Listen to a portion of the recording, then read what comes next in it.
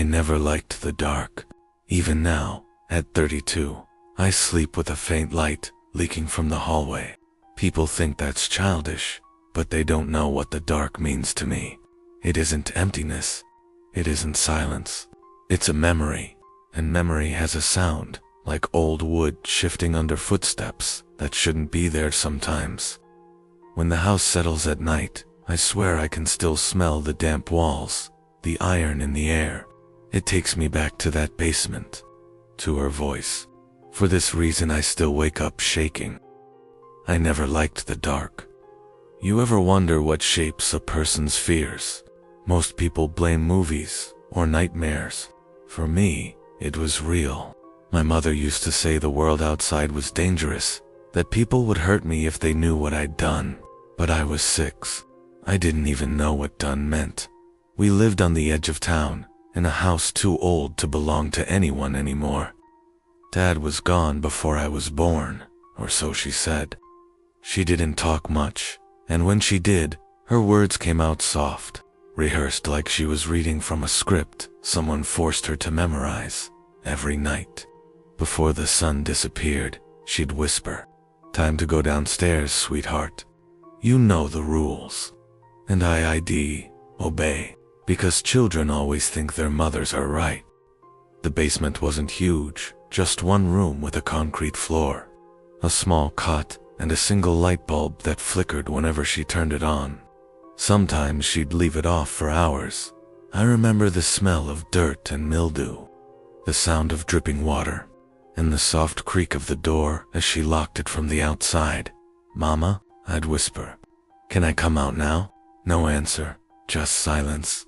And after a while, silence starts to feel like a person breathing, waiting, listening.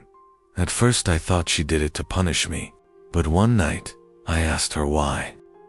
She crouched down by the door and whispered, "It's not punishment, baby. It's protection. When the light goes out, bad things come up the stairs." I wanted to believe her, so I stopped crying. I sat on the cold floor, pressing my ear to the wooden door, listening for bad things. Sometimes I heard scratching, sometimes a voice low and muffled saying my name. But when morning came, the door opened, and the sun erased everything.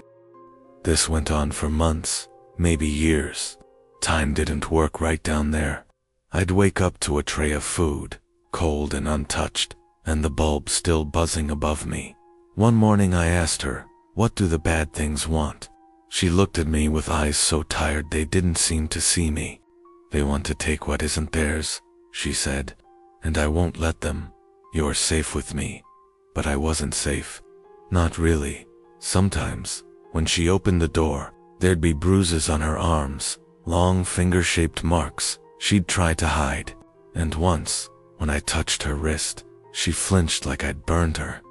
I didn't understand it then, but I do now. She wasn't protecting me from monsters. She was protecting the world from me. It happened on a night colder than the rest. She forgot to lock the door properly.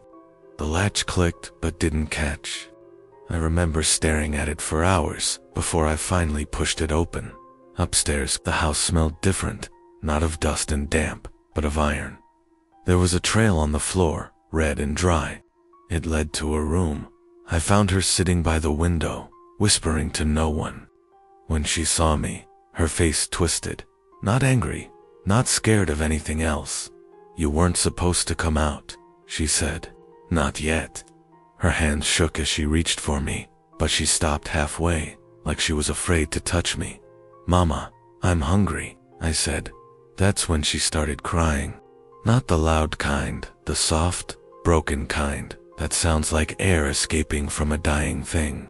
She pulled me close, whispering over and over, "It's not your fault. It's not your fault." That night, she left the house, and she didn't come back. They found her body a few miles away, near the old quarry. The police said it looked like she slipped, but I know she jumped. They took me in, of course. New home, new people, new words like trauma and neglect. But no one ever asked what really happened in that house.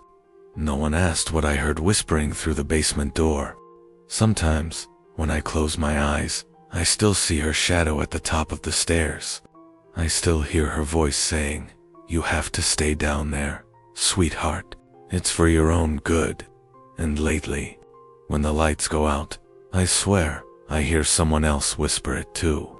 Not her voice, smaller, younger, like a child, sitting in the dark, waiting to be let out.